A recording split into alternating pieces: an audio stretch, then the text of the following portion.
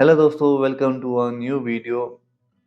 अगर आपके पास ये वीडियो आई है तो आई विश मैं सोचता हूँ कि आपने मेरी पुरानी वीडियोस देखी होगी, पतंजलि रिलेटेड वीडियोस। उसमें जो भी हम वैद्य ट्रेनिंग प्रोग्राम के बारे में बात की है, ठीक है, जो आपको सबको इन्फॉर्म करना था कि वैद्य ट्रेनिंग प्रोग्राम कैसे होता है, क्या होता है। और मैंने इसमें बहुत सी वीडियोस बनाई है, फर्स्ट डे से लेकर लास्ट डे तक का। आपको मतलब शॉर्ट्स एक पूरा प्लेलिस्ट है, आप वहाँ जाके चेक कर सकते हैं उसको, ठीक है। अब इस वीडियो में बात करने वाले हैं वैद्य ट्रेनिंग प्रोग्राम आपकी हो गई है, आपने सेंट्रल ज्वाइन कर लिया है, तो आपको क्या क्या चीज़ आपको देखने को मिलती है, ठीक है।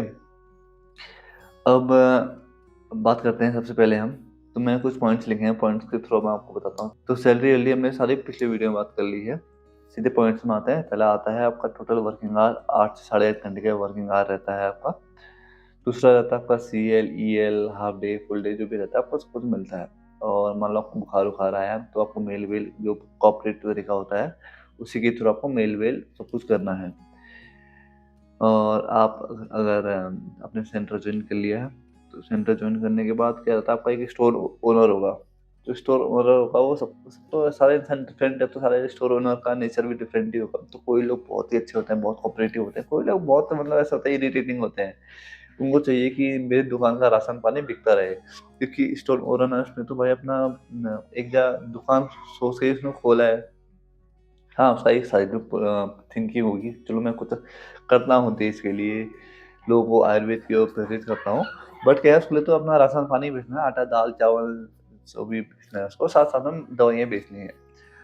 और क्या रहता है, कभी कभी मान लो कोई दवाइयाँ आउट ऑफ डेट होने वाली है, तो जो हमारे वैद्य जो भी हमारे स्टोर ओनर होते हैं वो बोलते हैं तो सब एक काम करो ना, इसको बढ़ा इसको निकाल दो कैसे भी करके, पेशेंट ही नहीं आता, हम कैसे निकाल दें उनको, ठीक है। चलो वो तो बहुत ही वाली बात हो गई, सबका डिफरेंट डिफरेंट है, वो जस्ट एक मैंने पॉइंट रख दिया, ठीक है आपको। और जो स्टोर ओनर होना चाहिए बहुत ही कोऑपरेटिव होना चाहिए, मैं तो ये बोलूँगा। अगर स्टोर ओनर कोऑपरेटिव नहीं है, क्योंकि आपको अपनी प्रैक्टिस बढ़ानी है कैसे भी करके, राइट। तो हम तो अपना प्रैक्टिस इंप्रूव करने के लिए हमें क्लिनिकल एक्सपोजर के ला रखे हैं। तो अगर आपका कोऑपरेटिव होगा तो आप ना वहाँ पर को बहुत सी चीज़ें अपनी युक्ति लगा के भी कर सकते हो।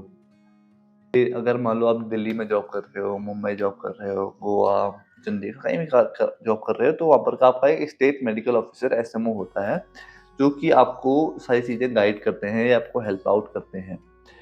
तो अगर बाई चांस जो आपका, मैं दिल्ली में था, उससे पहले यूपी में था, तो उनके 2 अलग-अलग SMO थे और दोनों से मेरे मतलब बहुत इरिटेटिंग थे वो।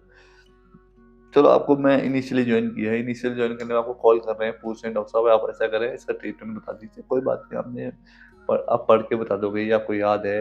और बताना आपको उनकी ही ऐसा नहीं कि आपने समसमनीवटी बता दिया, समसमनीवटी आपके पतंजलि में ये उसमें है ही नहीं, तो आप नहीं बता सकते होते। जो उनके उपचार पद्धति में लिखा है आपको वही बताना है। आप पतंजलि में काम कर रहे हैं तो ऑब्वियस सी बात है आपको पतंजलि की मेडिसिन बतानी पड़ेगी, बट समसमनीवटी भी आपको तो ट्रीटमेंट बताना है ना, वाले वाली वाली बात से। तो कोई बात नहीं, ठीक है। तो कॉल करते हैं, पूछते हैं ऐसा-ऐसा। तो इनिशियली में क्या करते हैं, आपको पूरा ऐसा केस बना के देंगे, बोलेंगे सर डॉक्टर साहब इसका प्रिस्क्रिप्शन भी लिख दीजिए, तो आपकी भी प्रैक्टिस हो जाएगी ऐसा-वैसा। तो इनिशियली जो 1 महीना, 2 महीना, 3 महीना, 6 महीना, 1 साल, 2 साल तक ऐसा ही ये जो करते रहते हैं ये लोग। तो मतलब वो भी एक समय के बाद ऐसा है, आपको पेशेंट भी देखना है, आपको ये भी करना है, आपको अपना घर भी देखना है, सब कुछ देखना है, तो ये एक फ्रस्ट्रेटिंग हो जाता है। फिर डिडक्शन डिडक्शन होते हैं, तब पतंजलि में ये है कि आपको 50 पेशेंट पर डे आना चाहिए, जो कि इम्पॉसिबल सा है।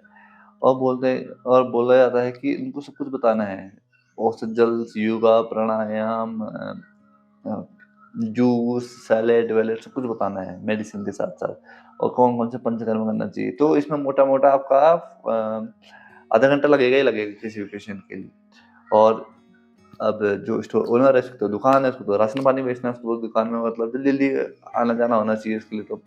तो उसमें वो फ्रस्ट्रेट हो जाता है, और मतलब अगर कोऑपरेटिव हो तो अच्छा है, नहीं हो तो वो करेगा। तो अगर 50 पेशेंट नहीं आ रहे तो आपको कुछ डिडक्शन होता है, 8% डिडक्शन होता है या 4% ऐसा कुछ डिडक्शन होता है। बस डिडक्शन होता है। 20 पेशेंट से भी कम आए तो उसमें भी डिडक्शन है। उसमें कुछ कम होगा, 50% तो उनका मिनिमम है, आने ही आने हैं भाई, तो पैसा कटेगा ही कटेगा, ठीक है? और स्टाफ कोऑपरेटिव होना चाहिए, ऐसा हो गया आपको। और लास्ट बात मैं ये बोलूँगा इसमें, जो पहले आपकी ट्रेनिंग प्रोग्राम फीस थी वो 15,000 थी, ठीक है? वो ये मैं मुझको किसी स्टूडेंट के थ्रू ही पता चला है, जो जिन्होंने मुझको अप्रोच किया था, वो मुझसे पूछ रहे थे ऐसा-ऐसा। मैंने ओके, फिर मैंने अपने ऐसे पॉइंट्स जॉइन किए, तो मुझे कुछ अच्छा नहीं, मतलब वो थोड़ा ना ऐसे फीसी-वीसी टाइप का लगा मुझे। तो मैं इसमें 15,000 पहले फीस थी, तो 15,000 उन्होंने अभी कर दिए 30,000 फीस। तो फीस तो 15,000 ही है, लेकिन वो बोल रहे हैं जो 15,000 रिमेनिंग है वो आपको नेक्स्ट एक-एक मंथ में 5-5,000 करके वापस करते रहेंगे as a security. I don't know क्यों ऐसा कर रहे हैं वो लोग। बट क्या रहता है, जो भी वैद्य ट्रेनिंग प्रोग्राम कर रहे हैं, तो अब मान लो आपका बैच 50 का बैच है, 30 का बैच है।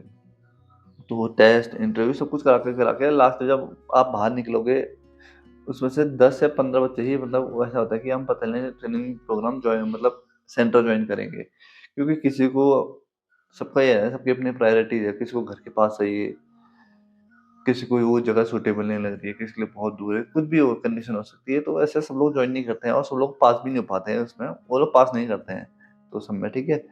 अब तो क्या है कि आप तो वो जॉइन करोगे नहीं, तो आपने कहा छोड़ो हो गया, मेरी ट्रेनिंग हो गई है, मैंने कुछ सीख लिया है पतंजलि में कैसे ट्रीटमेंट होता है, क्या होता है, आपको एक आइडिया मिल चुका है। क्योंकि आपको 15,000 तभी मिलेंगे जब आप उसको जॉइन करेंगे। तो आप 15,000 लेने के लिए आप उनको जॉइन करना ही पड़ेगा। तो आपको 1 महीना लगे, 2 महीने लगे, वो आपको लगातार चांसेस देते रहते हैं। तो मान लो आपने फर्स्ट राउंड में 5,000 लिया, फिर दूसरे में 5,000 लिया, तीसरे महीने 5,000 लिया, चलो आपने कहा थोड़ा चलो काम कर भी लेते हैं आप। तो आपने काम-वाम किया, फिर आपने यही चीज़ जो मैंने आपको पहले बताई, ये सारी चीज़ें आप फेस करते रहेंगे वहाँ पर, वो कुछ ना कुछ होता रहेगा। और उसके बाद क्या होता है, फिर आपका मान लो आपको छोड़ना है, तो नोटिस पीरियड नाम की एक चीज़ होती है, जो कि हर एक कॉर्पोरेट चीज़ लाइफ में होती है। तो आपको 2 महीने का नोटिस पीरियड रहेगा, तो आपको उसको नोटिस पीरियड पूरा करना है। नोटिस पीरियड पूरा होने के बाद जब आपकी वो डिग्री आपको मतलब जो भी आपका कंप्लीशन हुआ, आपको देंगे हाथ में। ये सारी बातें हैं, तो मैं बहुत से लोगों से बात हुई जो उन्होंने छोड़ा है इसको और जो अभी भी हैं इसमें। मैं तो बोलूँगा जो भी 90% है, मैं ऐसा बोलूँगा जो पतंजलि में मुझे फ़ील हुए, वो थोड़े एक एज में थोड़े बड़े हैं हमसे बहुत। लाइक वो 35, 40 इस एज के ज़्यादातर लोग हैं, अकॉर्डिंग टू मी। ये मतलब एक हाइपोथेटिकल है, ठीक है? तो आई विश आपको ये वीडियो पसंद आई होगी। अगर आपको ये वीडियो पसंद आई तो please hit the like button, share कीजिए उसमें वैद्य के साथ। और no hate to Patanjali, just ये कुछ पॉइंट्स हैं जो उनको इम्प्रूव करने चाहिए, क्योंकि जितना फ्लुएंट या जितना प्यार से चीज़ें होंगी, उतना ही एनवायरनमेंट अच्छा बनेगा। फ़ील क्या होता है कि हम काम बहुत ज़्यादा करते हैं, उसके अकॉर्डिंग जो मैं क्या बोलते हैं, जो हमारा समझ रहे हो ना, वो थोड़ा कम होता है वहाँ पर वो। और एक और चीज़, जो उपचार पद्धति है, उपचार पद्धति मान लो आपके पास में कोई पेशेंट आया, वो साम अवस्था में, निराम अवस्था में है, वो चीज़ डिफरेंट होगी ना। तो वो चीज़ क्या है, उपचार पद्धति में जो उनकी बुक है, उसमें आप जो उसमें पूरा ट्रीटमेंट लिखा हुआ है, आपको वहीं से बस वो उसको याद कर लेना है, रट लेना है। तो जो उनकी युक्ति है, उन्होंने अपनी युक्ति से सारा अपना पतंजलि का प्रोटोकॉल सेट कर रखा है, तो आपको उसी के थ्रू चलना है। अब क्या है, आपको ना युक्ति लगानी बहुत ज़रूरी है, बिना युक्ति लगा के आप ग्रो नहीं कर सकते, ऐसा मेरा मानना है। तो अब जैसा उसमें लिखा है, मान लो पेशेंट आम अवस्था में, साम अवस्था में आया है, निराम अवस्था में आया है, हर चीज़ वो उसके अकॉर्डिंग काम नहीं करेगी ना, तो आपको कुछ ना कुछ चेंजेस उसमें करने ही पड़ेंगे। और आपको चेंजेस करने पड़े तो मैं मतलब वो चीज़ थोड़ा मुझे सही नहीं लगता है। हर चीज़ को सेम ट्रीटमेंट, सेम प्रोटोकॉल नहीं चलता है। डायबिटीज़ आते हैं, डायबिटीज़ हर कोई डायबिटीज़ एक नहीं है। आप गिन-चुन के 4 मेडिसिन सेम दे रहे हो, तो ऐसे वर्क नहीं करने वाला ना। ये भी मेरा मानना है। और लास्ट बात मैं एक और ऐड करना चाहूँगा, अगर मैं बिहार या उत्तराखंड में से हूँ और मुझे जाना है दिल्ली, तो मुझे तो अपनी प्रैक्टिस स्टार्ट करनी है, कैसे भी कुछ ना कुछ मुझे आयुर्वेद की ओर आना है, जिस तरह से मैं आया था, मतलब मुझे आयुर्वेद ही करना था, तो मुझे कुछ कैसे भी करके स्टार्ट करना था, तो मैंने चलो पतंजलि जाते हैं, पतंजलि से स्टार्ट करते हैं, देन आई विल कंटिन्यू।